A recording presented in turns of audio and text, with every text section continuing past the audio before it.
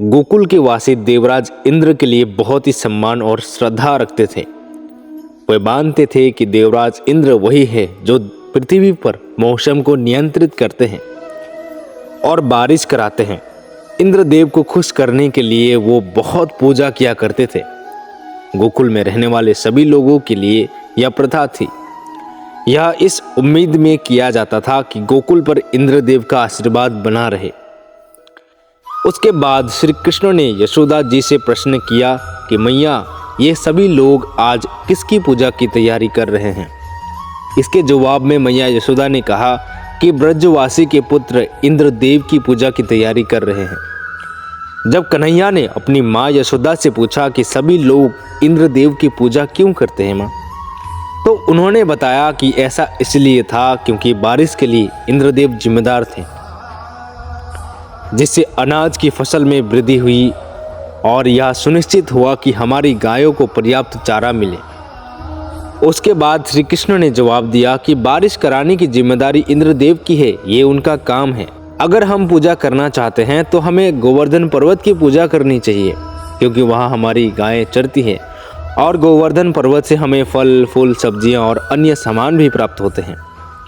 पूजा करनी ही है तो गोवर्धन पर्वत की पूजा करनी चाहिए माँ। इस घटना के बाद सभी ब्रजवासियों ने गोवर्धन पर्वत के पक्ष में इंद्रदेव की भक्ति को त्याग कर दिया। जब इंद्रदेव ने देखा कि अब कोई भी उनकी पूजा नहीं कर रहा है तो वह इस अपमान से तिलमिला उठे और जैसे ही इंद्रदेव का गुस्सा बढ़ा, उन्होंने गोकुल में रहने वाले लोगों को सबक सिखाने का फैसला किया।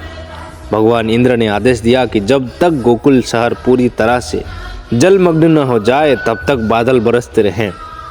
भगवान इंद्र से आज्ञा प्राप्त करने के बाद मेघ तुरंत गोकुल शहर पर बरसने लगे। गोकुल नगर के पूरे इतिहास में इससे पहले कभी भी इस तरह से पानी नहीं गिरा था।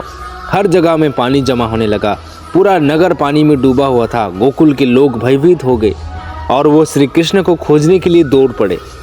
ब्रजवासी कहने लगे कि यह सब कृष्ण की बात मानने का कारण हुआ है, अब हमें इंद्रदेव का कोप सहना पड़ेगा। तब श्री कृष्ण ने गोकुल के निवासियों ने अपनी गायें और भैंसों को नगर के बाहर गोवर्धन नामक पर्वत पर पहुंचे तो वे अपने हाथ की सबसे छोटी उंगली की नोक पर पर्वत को उठा लेती है। गोकुल में रहने वाले सभी लोग ने उस पर्वत के नीचे शरण ली। श्री कृष्ण द्वारा किए गए इस चमत्कार को देखकर भगवान इंद्र को अपनी भूल का एहसास हुआ। उसने वर्षा को समाप्त किया। जब गोकुल के निवासियों ने यह देखा तो वे बहुत खुश हुए और जल्दी से अपने घरों को वापस चले गए। गोकुल में रहने वाले लोगों की जान बचाने के लिए श्री कृष्ण ने अपनी अपार शक्ति का इस तरह इस्तेमाल किया। इसके बाद से गोवर्धन पर्वत के पूजन की परंपरा आरंभ हुई। कहानी कैसी लगी हमें कमेंट पे ज़रूर बताना और चैनल पे नए आए हो तो सब्सक्राइब जरूर कर देना। फिर से मिलेंगे एक नई कहानी के साथ। तब तक के लिए स्टोरी क्लब में आपका फिर से स्वागत रहेगा।